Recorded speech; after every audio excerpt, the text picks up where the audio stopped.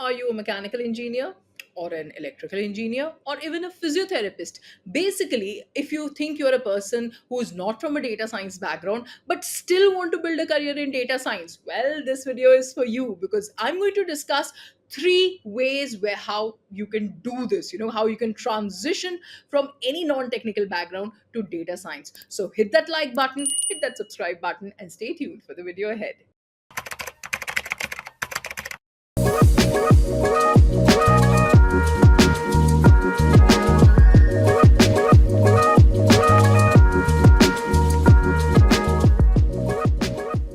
Hi, this is Afreen Rahman, and let's deep dive into this topic from the word go, right? Now, the very first way to transition into the field of data science is that number one, you can find a job in your own field, right? Now, this can help you make a transition to data science career. Now, for example, let's say you're a mechanical engineer, right? Or you are, an industrial engineer.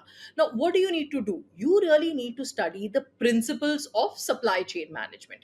Now, based on studying the principles of supply chain management, on that particular knowledge, basically, you can get a job as a supply chain analyst, right? Now, by getting that job, you don't need to know Python, Tableau, etc. All of this, right? So, as a supply chain analyst, you need to know the basic Excel reporting and the principles behind supply chain management, right? Which you have studied as a part of your industry or as a part of mechanical engineering, right? Now, once you get a job in supply chain, as a supply chain analyst, then you start studying Python, Tableau, and all those tools, right?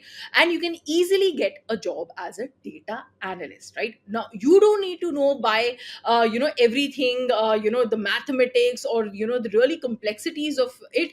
You just need to understand the domain, right? You need to be good in communication, you need to be good in presentation, etc., right?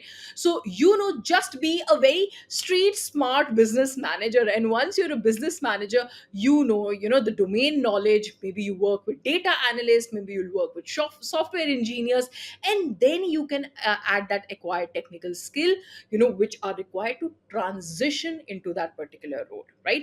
Now, let's say you're a student, right? So, if you're a student and you're looking to transition into data science, you can work on projects, right, which require the use of data science. So, let's say you're in college, right? Try picking up a project where there's a scope of using these tools, and almost wherever you have data, there is a scope of using data science tools. So, that was basically the tip number one, which is finding a job or a project in your own field, right? Now, second tip here is to find, second one is freelancing or basically participating in competition. Now, freelancing is an awesome way if you're working, in somewhere in your job, right? So, firstly, try to find some freelancing opportunities there, right? What I mean to say here is, let's say you are a CRM mechanical engineer, right? And you're doing some type of, let's say, you're dealing with data in Excel, right? Well, you can write a Python script for it, right? Maybe you can do some pandas, some EDA. There's always a scope of doing things, right? So you have to be, really creative and think out of the box, right? So because if you're creative, there is always a scope, right? Data is everywhere. Like I said, wherever there is data, there is data science, right? And in your job as mechanical engineer, or let's say electrical engineer, or whatever it is, try to find a creative way of solving problems using data science tools. Now, let's say your management is not very supportive. Let's say, or if they say, let's say the situation is that you cannot do projects at your job, right? Maybe you can do some freelancing outside, right? Reach out to some local NGOs or provide your help absolutely free of cost, right? You can even reach out to your relatives who might have a small business, right? They might be doctors or lawyers. Like these days, see, everybody uses softwares, right? And wherever there is software, like I said again, there is data, and wherever there is data, there is data science, right? So you can reach out to these different folks and provide your help absolutely free of cost. Mind that, all right? Now, no one will say no, most likely, and you will get to learn a lot, and you will be working on basically a real project, right? It's not going to be some dummy Titanic data set project. So freelancing is the second way of transitioning from different field to a data science field. Now, what is the third field? Now, the third field is very obvious, and I don't need to probably say this, but it's doing data science programs, right? So there are many colleges, universities who are now providing data science, bachelor's programs, master's program, and we at INSEAD have excellent programs in data science of 3, 6, and 12 months duration. I have mentioned the link in the description, box for these programs.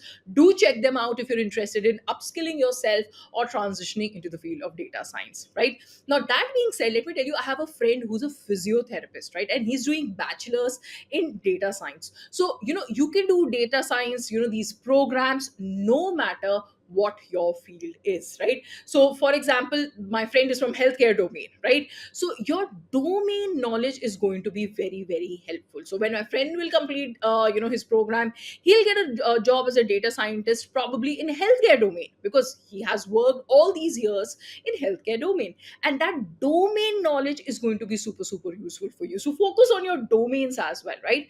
So I hope you like the 3 ways of transitioning into a data science career.